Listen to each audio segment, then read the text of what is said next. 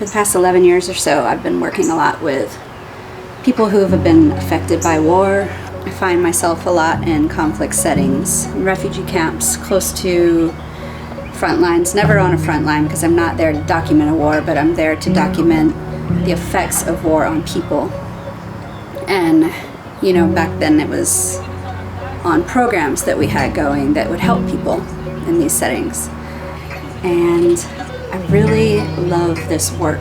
I feel this feeling of contentment when I'm in these kinds of areas.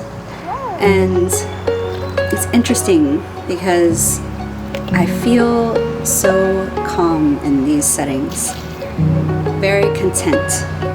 It's like I feel at home, and I feel like this is the closest I will ever get to the truth of what's going on in this world, because in America it's hard to be close to that.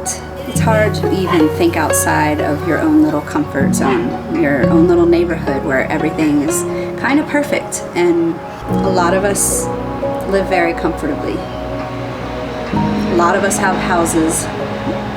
Probably almost all of us have TVs. You know, we have money to eat. And if we don't have money to eat, the government gives us money to eat. And these people that I've worked with have lost everything. Oftentimes, these people have had to flee suddenly because the government or rebels, or the government and rebels, have entered their village and are shooting everyone and are burning every hut down to the ground. And if they're lucky, they escape with their kids. If they're not, you can only imagine the horror. They arrive finally after walking day and night, sometimes for days, to a refugee camp or a church or a school or someplace they feel is safe, where there might be NGOs helping out. And they have to sleep in the rain for days because it takes time to organize a response when something like this happens. And so they're there with nothing. I've heard stories of women carrying their children, sleeping in the bush, stopping to eat bugs because it was the only thing they could find. It's a completely different level of poverty, one that I feel is unknown to those of us living in the United States. We have our problems, we have poverty, but it's not at the level that this is. And that's why I feel like this is the truth. This is how people live in a lot of the world. Let's say most of the world, maybe not at war, but with nothing.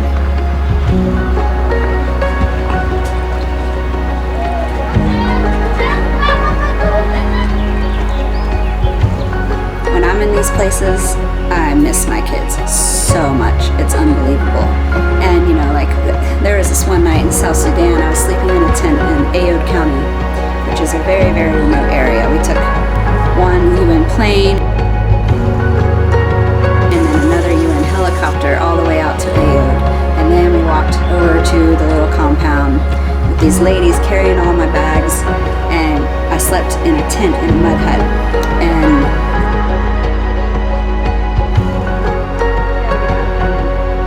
you know, you're walking around town, you're seeing kids with like machine guns and stuff, and that's never good when you see like 13, 14-year-old bored teenagers with really nice weaponry. So one night, it's about 10 or 11 p.m. and all of a sudden I hear lots of gunfire, like heavy artillery. And I was in my tent, there's no light, there's just like completely dark, and I'm just meditating, doing my breathing exercises, and the only thing I can think of is I have to get back to my kids. I have to get back to my kids. And I always do. But in those moments, in those battles, for some reason, I never feel scared. I feel calm and ready.